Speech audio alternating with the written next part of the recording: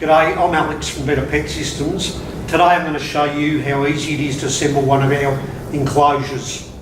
So here is an extra large enclosure. You'll receive 2 packages, as you can see here. Okay, now once you've received your package and you've opened it up, you'll have 5 panels for your enclosure. We've got a front wall, a rear wall, 2 side walls and a roof. Now in this package here we've got a couple of accessories as well. We've got 2 timber steps and here a corner bedding hammock. With your enclosure you'll also receive the nuts and bolts and the lock and screws to assemble your enclosure. So the only tools you're going to need to assemble your enclosure are a Phillips head screwdriver and a 7/16 spanner. Okay, now I'm going to show you how easy it is to assemble one of our enclosures. Alright, now first of all we start off with the rear wall. Now, what we do, we've got 2 side walls. We're going to put a side wall, join that up together. Now we've got 12 bolts that'll hold our enclosure together. Okay, now we'll just change the angle here so you can get a better view of what we're going to do. Now we've got the rear wall, we're just about to bolt the side panel onto it. So just pop the bolt through and pop the nut on. Don't tighten it, just leave it loose. And once we've done the top one, we'll just do the bottom one as well. Right, so bolt through, pop the nut on, and that's one panel done. Okay, now we've connected one side wall. Now we're going to connect the other side wall, exactly the same as previously. We'll put the top bolt in first and then the bottom bolt, just like we did on the other side. Put that on. It's the top one. And then we'll put our bottom one on.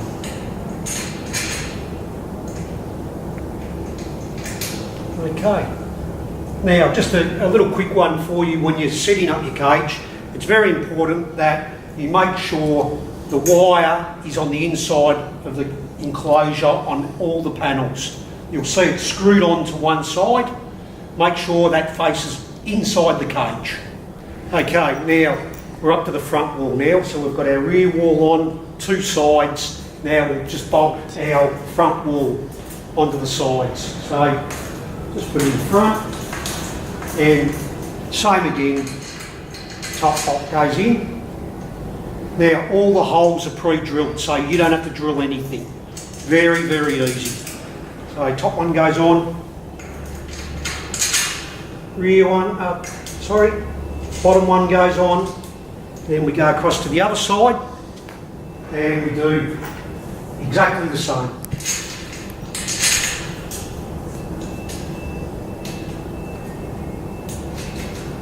Top one and then bottom one. Just a reminder again, don't tighten them up till we've finished everything, then we can nip them up. Okay, that's all done. Okay, now last of all we've got the roof. This is the last panel to go on. So just pop your roof on.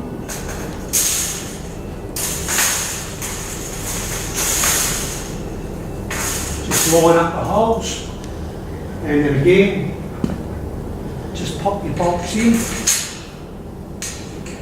just stand like that, put the nut on. Now just a little quick one for you. When you put the bolt in above the door, just put it through the bottom and go up through the roof so the nut is facing the sky. I'll tell you why in a second. Now, with the nut up the top there, that'll stop the door fouling when you close it. I'll just leave a nice little gap there. And then, with the rear, just pop your bolts in, then put your nut on, and same on this side as well. Okay, that's all assembled. Okay, now we've got it all assembled. Now what we're going to do is we're going to fit the lock for the door. So you will receive a little bag which will have your pad bolt, the hasp and 4 screws to screw it on. So now you can either screw it on with a standard Phillips head screwdriver or a battery drill, which most people have got. That's up to you. It's just a little bit quicker with a battery drill. So we'll just get it. So we'll grab our lock. Now the holes are pre-drilled, so you don't have to worry about lining up anything. So I'll use a Phillips head screwdriver for this one. So just pop it in, just nip it up. Doesn't have to be super tight. It's 1 and 2. Now for the hasp, pop that over there. That's 3. And lucky last. Lucky last. That's 4. That'll enable you to lock your enclosure. A lot of people like to put a padlock on them to stop kids from opening it up, but that's up to you. So, nice little lock. That's it. Now with our enclosures, there's a number of optional accessories you can get. In this one here, the extra large enclosure, we're going to put a 900 timber step, an 1800 timber step and a corner bedding hammock. So with the 900 step, we'll just pop it in here, and I always suggest go a third up for the first step. You know, depending how old your cat is. The older your cat, the closer the steps will be. But about a third up, that's about average. So that's the 900 step. Then we can go the 1800 step. Then I go approximately about halfway.